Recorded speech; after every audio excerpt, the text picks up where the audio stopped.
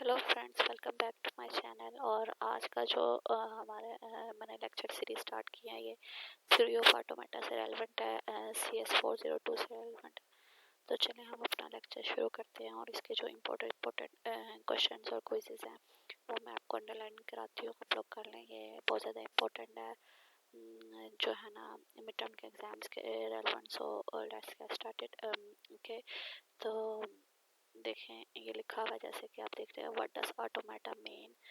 तो जो ऑटोमेटा है उसका क्या मतलब होता है, तो इसका मतलब होता है समटाइम्स दैट वर्क ऑटोमेटिकली, मतलब कभी कभार खुद ब खुद जो काम हो जाए उसको बोलते हैं ऑटोमेटा। ओके, तो ये एक प्लूरल वर्ड है जिसका मतलब है ऑटोमेटर। ये भी आपने याद रखना है, अक्सर आ जाता है। ये जो हमारा जो डेली के क्विज होते हैं उनमें ये आया हुआ भी था एक बार, ठीक है। तो अब चलते हैं नेक्स्ट। हमारा ये भी अक्सर आ जाता होता है कि कितने टाइप्स की लैंग्वेजेस है, तो 2 टाइप्स की लैंग्वेजेस है, फॉर्मल लैंग्वेजेस और इनफॉर्मल लैंग्वेजेस। फॉर्मल लैंग्वेजेस वो होती हैं जो सिंथेटिक लैंग्वेजेस जिसको कहते हैं, ओके। और इनफॉर्मल वो होती है जो सिनेमैटिक लैंग्वेज होती है, ओके। तो ये इसको हम आगे मज़ीद फर्दर डिस्कस करेंगे, ठीक है। तो अल्फ़ाबेट के बारे में अब हम पढ़ते हैं, अल्फ़ाबेट क्या होता है। अक्सर ये शॉर्ट क्विज़ेस में आ जाते होते हैं, तो ये आपने चीज़ें रिमेंबर रखनी है, okay. A finite non-empty set of symbols called letter, it is called an alphabet and it is denoted by sigma। क्योंकि जो हमारे अल्फ़ाबेट्स होते हैं वो लेटर से और या सिंबल से शो होते हैं, ठीक है। Non empty set of symbols, ठीक है, जिसमें एम्प्टी सेट कुछ भी नहीं होता, ओके। तो ये डिनोटेड होते हैं सिग्मा से, ओके। ये देखें, आप एग्जांपल देखें कि सिग्मा इक्वल टू सेट है ए बी का, ओके। तो कुछ भी हो सकता है, सेट में 0 1 भी हो सकता है, IJ के कुछ भी हो सकता है। ये जो नोट दिया गया है ये आपने लाजमी याद करना है, ये अक्सर आ जाता होता है, ओके, क्विज में आ जाता होता है, खास तौर पर मिड टर्म्स के क्विज में। Certain version of language ALGOL has 113 letter. कितने लेटर्स होते हैं अल्गोल में पूछ सकते हैं, तो आपको पता होना चाहिए 113 लेटर्स होते हैं, ओके। ये एक लैंग्वेज का नेम है, ओके। फिर आप चलते हैं हम आगे कि स्ट्रिंग क्या होता है। concatenation of finite number of letters from the alphabet is called string। concatenation का मतलब होता है कम्बिनेशन, ठीक है, कम्बिनेशन ऑफ लेटर्स और अल्फाबेट का मतलब कोई भी ऐसे नंबर्स जिनको गिना जा सके, फाइनाइट उसको बोलते हैं, ठीक है। उनको कंबाइन करना लेटर्स के फॉर्म में या फिर नंबर के फॉर्म में, ठीक है, तो या फिर अल्फ़ाबेट की फॉर्म है, तो वो हमारे पास आ जाएगी स्ट्रिंग। तो इसकी एग्जांपल ये है कि आप ये देखें, if sigma equal to A B, then अगर सिग्मा इस सेट की सूरत में हो रही है तो इसकी स्ट्रिंग कैसे बनेगी मैं आपको बताती हूँ। पहले आपने ए लिखना है, ठीक है। फिर दूसरे में आप देखें ए बी 4 का सेट बन गया। फिर 3 बार ए 2 बार बी, फिर इस तरह करते करते अपने ये बना देना, ठीक है। आगे हम इसका भी नोट पढ़ लेते हैं क्योंकि मैंने आपको बताया नोट इंपॉर्टेंट होता है। तो एम्प्टी स्ट्रिंग और नल स्ट्रिंग। एम्प्टी स्ट्रिंग क्या होता है और नल स्ट्रिंग क्या होता है, इन दोनों का मतलब ये होता है खाली सेट, खाली स्ट्रिंग, ठीक है। जैसे हमने मैथ में पढ़ा था ना खाली सेट, ऐसे ये ऑटोमेटा में हम इसको खाली स्ट्रिंग ही बोलेंगे, ठीक है। Sometimes a string with no symbols at all is used. कभी कभार कोई सिंबल यूज नहीं होता स्ट्रिंग के तौर पे, तो उसको डिनोटेड हम करते हैं लेम्टा से, ओके।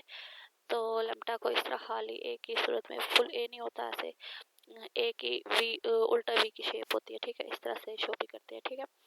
तो अब आगे हम वर्ड की डेफिनेशन पढ़ते हैं। Word are strings belonging to some language. जो वर्ड है ना वो कोई भी स्ट्रिंग हो सकता है जो किसी लैंग्वेज से बिलोंग करते हैं। इसकी एग्जांपल हम ऐसे लेते हैं, अगर हमारे पास सिग्मा इक्वल टू एक्स है, ठीक है, तो फिर जो हमारे पास लैंग्वेज होगी उसको हम कैसे डिफाइन करेंगे। तो ये हमने एज्यूम किया, इसको फर्ज किया हमने, ठीक है। तो हमने इसको ये फर्ज किया कि देखिए हमने बताया था some languages belong to some language, तो फिर हम एल लेंगे, एल इक्वल टू एक्स की power n, okay. And where as n equal to 1 2 3 4 and so on. It's mean के एल जो है मेंबर है जितने भी एक्सिस में आ रहे हैं उसका, एल लैंग्वेज जो है इक्वल है ये एक्स जो, जबकि एक्स है मेंबर है जितने भी एन उसमें आएंगे, जितने भी नंबर्स आएंगे उसका। तो या फिर एल को हम ऐसे भी डिनोट कर सकते हैं, एक्स और 2 बार एक्स, फिर 3 बार एक्स, फिर 4 बार एक्स और सो ऑन, ठीक है। तो X are the words of L. तो एक्स जो है किसी भी लैंग्वेज के वर्ड्स हो सकते हैं। Okay, all words are string but not all strings are words. जितने भी लफ्ज हैं वो स्ट्रिंग हो सकते हैं, लेकिन जितने भी स्ट्रिंग है वो वर्ड्स नहीं हो सकते, ये ज़रूरी नहीं है। ठीक है, ये चीज़ हमने याद रखनी है, ये आ जाती होती है पेपर में। ठीक है, अब वैलिड एंड इनवैलिड अल्फ़ाबेट्स कौन से होते हैं? While defining an alphabet may contain letters consisting of group of symbols. For example, sigma 1 जो कि इक्वल है B, AB, B, AB and D. Now consider an alphabet. sigma 2 B, BA.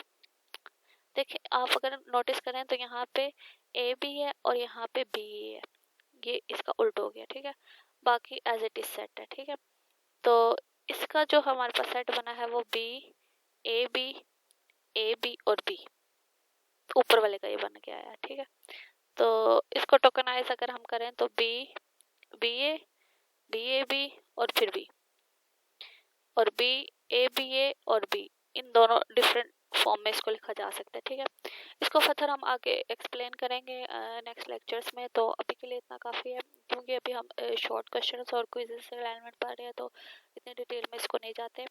तो चलिए हम आगे चलते हैं।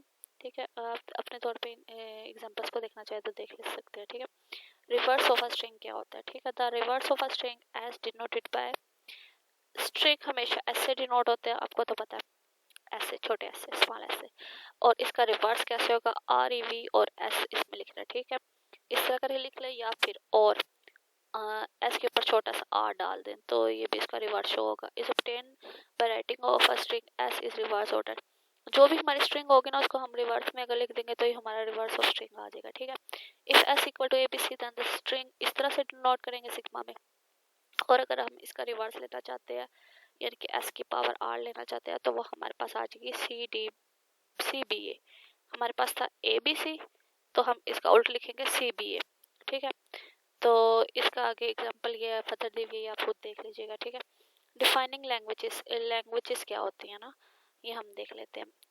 The languages can be defined in different ways, different तरीके से लैंग्वेजेस को शो करते हैं। ठीक है, डिस्क्रिप्टिव डेफिनेशन भी होती है, रिकर्सिव डेफिनेशन भी होती है, और रेगुलर एक्सप्रेशन के थ्रू भी होती है, एंड यूजिंग फाइनाइट ऑटोमेटर और फाइनाइट ऑटोमेटिक के जरिए भी होती है। इनको आगे फर्दर एक्सप्लेन किया गया, हम चलते हैं और इसको देखते हैं।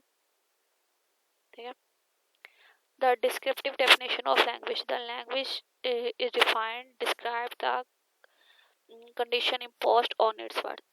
इम्पोज का मतलब है अप्लाई हो गया। ठीक है, तो ये लैंग्वेज ऐसी है जो डिस्क्राइब की जाए कंडीशन के साथ। ठीक है, तो मैं आपको इसको एग्जांपल से समझाती हूँ। देखिए, for example, the language L of string of odd length defined over sigma A, okay, can be written as. अब इसमें बता दिया गया कि ऑड लेंथ में आपने लैंग्वेज को लिखना है, तो जितने भी हमारे पास अंदर इसके स्ट्रिंग आएंगे ना वो ऑड फॉर्म में होंगे। जैसे हम स्ट्रिंग बनाते थे ना, ऊपर हमने बनाया था ए ए ए ए बी बी ए, जैसे डिफरेंट थे वर्ड्स के थे, यहाँ पे सिर्फ ए दिया हुआ, तो हमने ए के स्ट्रिंग बनाना है, तो ए के स्ट्रिंग हम ऐसे बनाएंगे, पहले एक बार ए आएगा, फिर 3 टाइम्स ए आएगा, फिर 5 टाइम्स ए आएगा, फिर 7 टाइम्स आएगा, मतलब सॉन ऐसे ऑड फॉर्म में जाएंगे, क्योंकि हमने यहाँ पे कंडीशन लगा दी है ना कि ऑड लेंथ में हो। तो मतलब यही है कि अप्लाई कर देते हैं कंडीशन को ना इस लैंग्वेज में। किस लैंग्वेज में? डिस्क्रिप्टिव लैंग्वेज में। ठीक है, ये देख लें आप, डिस्क्रिप्टिव लैंग्वेज में ना। ठीक है, तो फिर ये एक एग्जांपल मैंने करा दिया, बाकी आप अपने तौर पे इसको एक दफ़ा रीड आउट कर लीजिएगा। उसके लिहाज से इम्पोर्टेंट है, सेमेस्टर के लिहाज से, तो कभी कभार आ भी जाती हूँ इसमें से कोई ना कोई एग्जांपल, थोड़ा ज़्यादा ही आगे चला गया। अच्छा, अब एक इम्पोर्टेंट लैंग्वेज है, an important language palindrome. Palindrome एक बहुत इंपॉर्टेंट लैंग्वेज है, और चले इसके बारे में पढ़ते हैं क्या होती है। The language consisting of lambda. Lambda हम मैंने आपको पहले बताया था, उल्टे वी के तौर पे इसको लिखते हैं। ठीक है, ए की तरह लगता है बट ये ए नहीं है। ठीक है, ये आपने ध्यान में रखना है। And the string as denoted over sigma such as, इसका रिवर्स जो पैलिंड्रोम होती है ना, इसका रिवर्स ऐसा होता है कि आर ई वी एस लिखो तो जो इक्वल होगा एस के, मतलब इसका जो भी रिवर्स होगा उसी के इक्वल आ जाएगा, जो सेट होगा उसके इक्वल ही होगा। ठीक है, मतलब इसको उल्ट करके नहीं लिखना होगा। जैसे हमने पिछली लैंग्वेज में पढ़ा ना कि उसका उल्ट था ABC का उल्ट था CBA, तो इसमें ऐसा नहीं होगा। इसमें जो सेट होगा उसी का पैलिड्रोम सेम होगा। तो ये देखिए एग्जांपल ABC और इसका पैलिड्रोम क्या है, पहले खाली आएगा, फिर A, फिर B, फिर AA, फिर BB, फिर 3 बार A, फिर ABA, फिर इस तरह सो ऑन चलता जाएगा। ठीक है, तो there are many palindromes of length 2n के फॉर्म में भी होते हैं बहुत से पैलिड्रोम, और there are of length of 2n-1 और 2n-1 के फॉर्म में भी होते हैं। ठीक है, आगे हम इसको फर्दर डिस्क्राइब करते हैं, मैं आपको समझाती हूँ। ठीक है, अब इसका नोट भी आप पढ़ लें, ये भी इम्पोर्टेंट है। Number of strings of length m defined over alphabets of n, letter is n raise to power m। ओके, जो भी हमारे पास स्ट्रिंग की लेंथ होगी ना उसको हम m से डिनोट करेंगे, और जो लेटर्स होंगे हम उसे n से डिनोट करेंगे। तो मतलब हमारे पास जो लेटर है वो नीचे आएंगे, ठीक है, उसकी जो लेंथ होगी वो ऊपर आएगी उसकी पावर में। ठीक है, तो ये देखें ये एग्जांपल इन्होंने दी है, the language of string of length इसकी 2 है। ठीक है, और define our sigma a b is language इसके आ गया ये a b a b b a और b b. The number of string is 2 raise to power 2। ठीक है, जैसे अब इसकी जो थी ना अल्फाबेट 2 थे और ऊपर लेंथ भी 2 आ गई।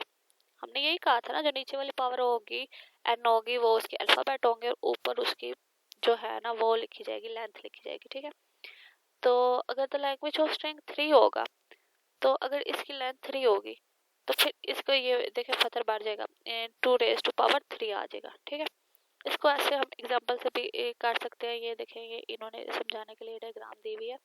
which shows that there are many palindromes of length 2n are there strings of length the required number of palindromes are 2n। ये ऊपर वाली की दी हुई है कि 2n ऐसे है कि ये 2n और ये 2n, तो n और n को मिला के 2n बन गया ना।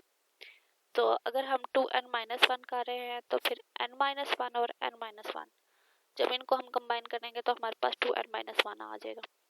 ठीक है, तो ये आप इसको रीड आउट कर लीजिएगा इंग्लिश में। ठीक है, आज की वीडियो यहीं तक है और इंशाल्लाह हम नेक्स्ट लेक्चर में मिलेंगे और अगला टॉपिक डिस्कस करेंगे। तब तक के लिए अल्लाह हाफिज़।